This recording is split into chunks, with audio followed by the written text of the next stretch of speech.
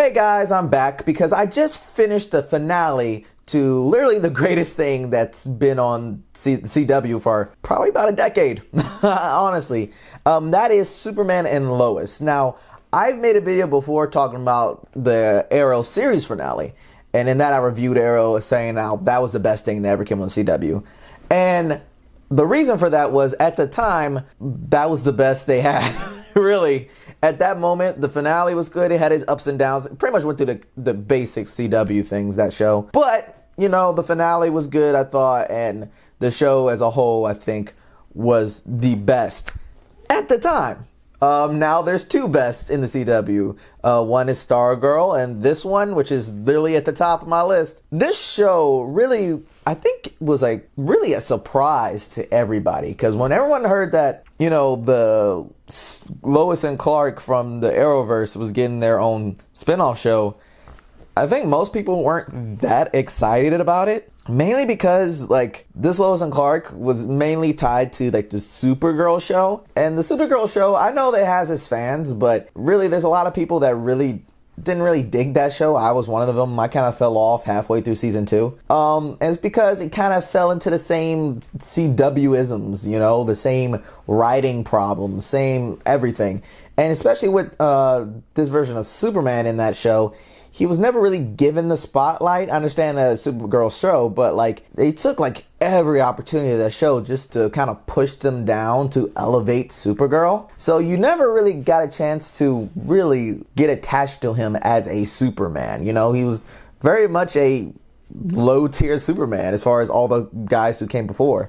But so when the show was coming out, no one was really that excited until the first trailer, like official trailer of the show came out. You saw footage and the tone was just so different just of the trailer.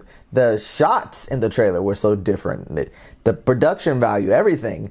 People didn't know what to think of it. It really made you think, hey, this could be something good. So we waited and we saw the premiere. We had all reservations and it never faltered.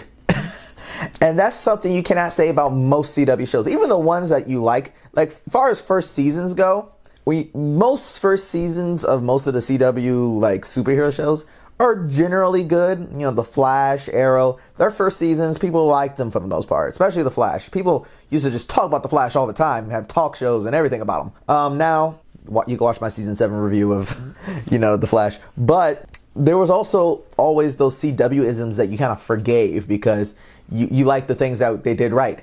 With Superman and Lois, they always, every step of the way was just excellence. They never faltered in their quality at all. Never in the writing, never in the production. I think a lot of that's because of their focus. All the other CW shows, what they generally are, if we're being honest, is that they're soap opera dramas made for like angsty teenagers and people who read YA novel fan fiction. Like that's what it always felt. And you can tell in the dialogue and the drama and the scenes, it's always about who's having sex with who's dating who's breaking up. Oh, will they, won't they? That was always the plots point of all these CW shows, except Superman and Lois and Stargirl, but that's a different thing. I might make a season 2 review of that. Superman and Lois, its focus was never on all that drama stuff. It was always on family.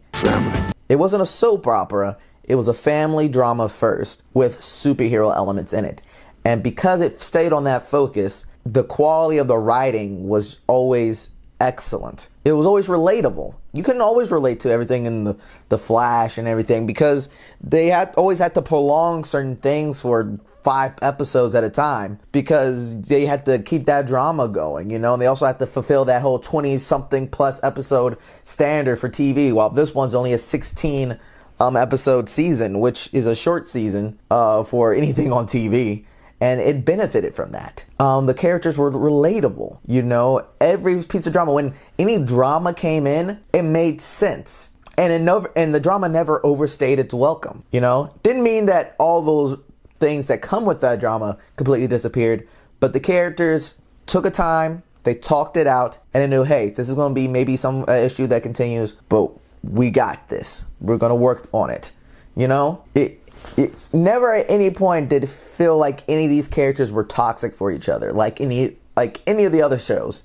You know, Oliver, Felicity, even Barry and Iris, they always had these moments where you're like, are you guys even a real couple? But when you focus on Lois and Clark, you know, who are not just a couple, they're married and they have children, teenage boys. They click together so well. And the chemistry of the two actors, what was it, Tyler Hoechlin and Elizabeth Tolich.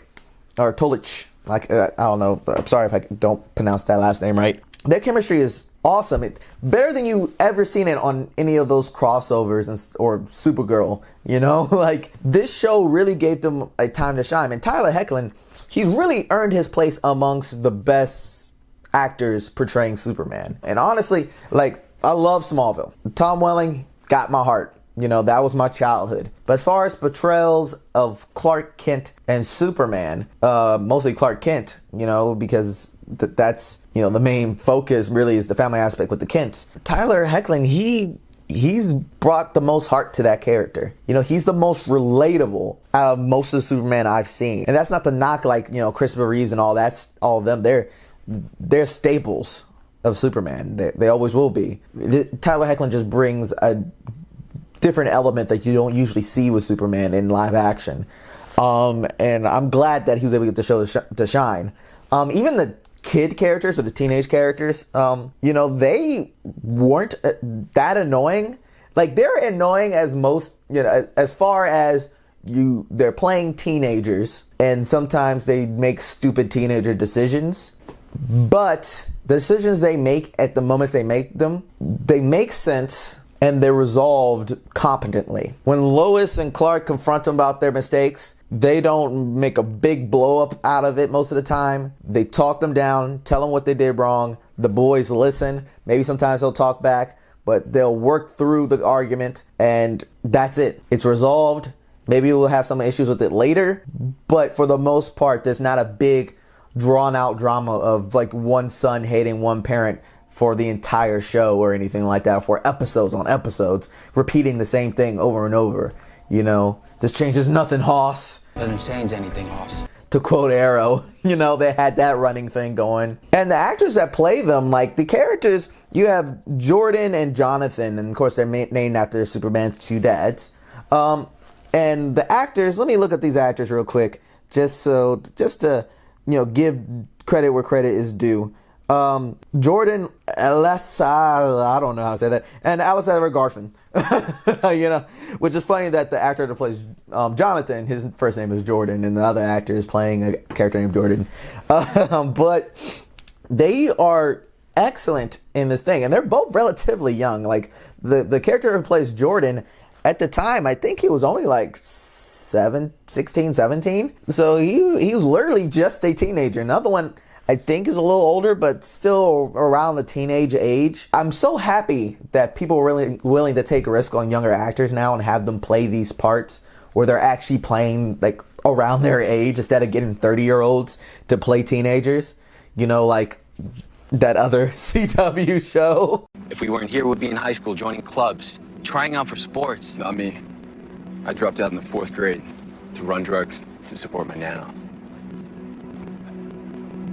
But the writing of this show is what makes it. The writing's so competent. It's because this show could easily dive into all the CW-isms about how they approach things. The CW, nuance is not something the CW has ever been good at when it comes to anything, when it comes to drama, when it comes to relationships, when it comes to social issues. This show, whenever it tackles any of those things, treated with the utmost respect, the utmost thoughtfulness. It doesn't feel like they could have easily made this some big commentary on anything, really, because this takes place in Kansas. So you're dealing with the Midwest. You know, they could have done a lot of stuff with that. And they have little dabbles of maybe some things are in there, but they treat it in a way which, okay, I can kind of see that. I can kind of get that. You know, they don't treat their audience like idiots. And I love it. You know, and the show even suffered through COVID production stuff. And it still ended strong, which again shows me that The Flash had no excuse. Anyway, and the show could have sucked because at the beginning, during like, pre-production stuff for writing, I remember there was a story. There was this one writer, I can't remember the writer's name, but she wanted to essentially bring in some Batwoman-esque things into the writing. She wanted to turn, I think, like the Kents black or something, and she wanted to add all these different social commentary stuff into it. I don't know. I have to look at the story again. I just know that if that stuff made it in here, I don't know. Maybe they could have somehow made it work, but don't think the show would have been as good for it, because the show knew its focus. It wasn't to make a social statement. It was to tell a story, a family story about Superman. And it did it perfectly. And I hope more people jump on it. It was riding high for a while, but then all these breaks in between kept making the ratings drop. I think it still maintained like way over 500,000. Not quite 1 million, but over half. Like in the 900, 800 range. I hope when this goes to HBO Max, people dive into this show. I completely say, watch this show. You will love it. I will recommend it to anybody. And I hope if this show succeeds and Stargirl continues to succeed, that this become more of the standard that CW follows. Because anything below this now is just utter trash. Especially since Superman and Lois exists in the Arrowverse. They had John Diggle show up. So that you can't say, oh no, that's over there, we're going to have it. No, this is the standard now. So that's all I have to say about this show. It's awesome. I love it. The characters are awesome. The action is awesome when it's there too. And everything works. So that's all I have to say. Let me know what you guys thought about the show. If you watched it, maybe you'll watch the show. Like, subscribe, share, get that algorithm going. And until next time, take care.